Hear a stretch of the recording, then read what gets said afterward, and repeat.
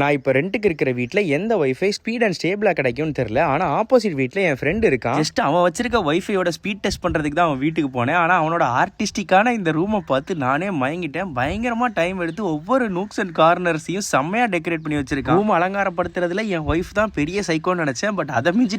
சரி, நான் அவன் ரூமை பார்த்து ரசிக்கிட்டே அப்படியே வைஃபை ஸ்பீட் டெஸ்ட்டையும் முடிச்சிட்டேன். ஸ்பீட் டெஸ்ட் பண்ணது அவனோட பிஎஸ்என்எல். எனக்கு பிஎஸ்என்எல் ஏர்டெல்லான்னு ஒரு சின்ன கன்ஃபியூஷன்லேயே அப்படியே வீட்டுக்கு பொடிநடையாக நடந்து வந்துட்டேன். காலையில் வாங்கிட்டு வந்த கறியை கழுவி கொடுத்தாதான் மதியானம் நமக்கு சாப்பாடு ஆக்கி தருவாங்க. வைஃப் குழம்புக்கு தனியா பொரிப்புக்கு தனியான்னு அழகா கழுவி கொடுத்துட்டேன். இதுக்கப்புறம் அடாவடி பண்ற நம்ம எம்ஜேவை நான் தான் அழகா பாத்துக்கணும். அப்புறம் சில மளிகை ஐட்டம்ஸும் இந்த பனானா பியூரைக்கு பனானாவும் வாங்க வேண்டியிருந்துச்சு. இன்னொன்னு எம்ஜேவை வீட்டுல விட்டு வந்தா லைட்டா அழுவாப்புல வைஃபுக்கு சமைக்கவும் கஷ்டமா இருக்கும். அதனால எங்க வெளியே போனாலும் எங்க ஐயாவையும் தூக்கிட்டு போயிடுறது. அப்புறம் கேட்ட மளிகை எல்லாம் வாங்கிட்டு வந்து கொடுத்துட்டு குழந்தைய தொட்டில போட்டு நல்லா தாளாட்ட ஆரம்பிச்சிட்டேன். ஐயாவை தூங்க வச்சுட்டா கிச்சன்ல நானும் ஒய்ஃபுக்கு கொஞ்சம் ஹெல்ப்ஃபுல்லா இருக்கலாம்ல. ஹெல்ப் பண்றதுலாம் இருக்கட்டும்.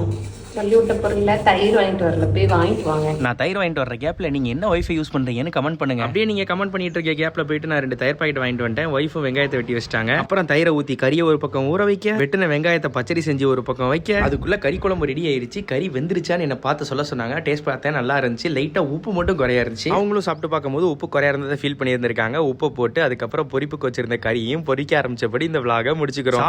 சாப்பிட்டா உண்ட மயக்கத்துல உறங்கினதுன்னு மொத்த எல்லாத்தையும் அடுத்த விளாக்ல பார்ப்போம். நல்லதே நினைப்போம், நல்லதே நடக்கும். நண்பர்களே.